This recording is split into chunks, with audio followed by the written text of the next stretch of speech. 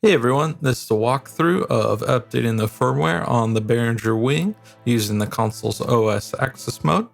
So we're going to go to the Behringer WING website and go to the downloads, and then go ahead and scroll down to the current firmware version and download it.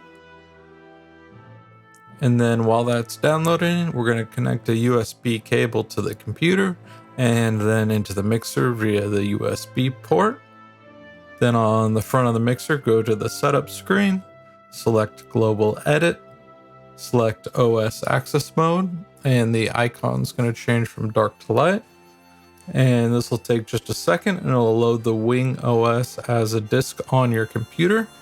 So we can go ahead and unzip the download, and it'll give us a firmware file and release notes. So we're going to go ahead and make a new folder on the OS drive. I'm going to call it old firmware, so we can stash the current firmware there. And that way, if you need to roll the firmware back, you can. You'll have the file there. So copy over the new firmware file. And once that's done copying, you can go ahead and eject the disk. You'll see the OS access mode turn off when the disk ejects. And then we'll go ahead and shut down the mixer.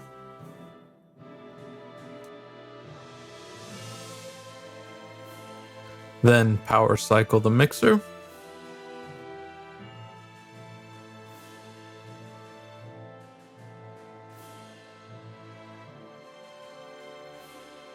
And now you can see the new firmware is currently loading.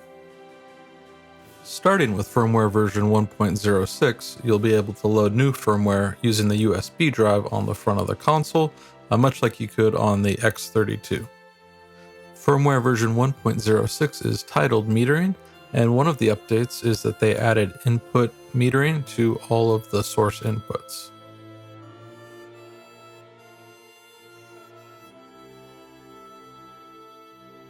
Now that the new firmware is loaded, we've got some new plugins. In the gate section, there's a dynamic EQ.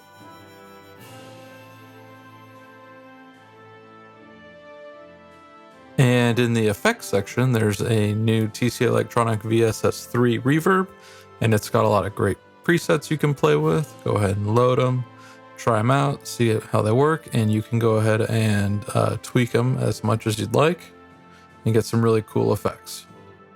Check out the release notes or the article below for a look at the improvements to the firmware.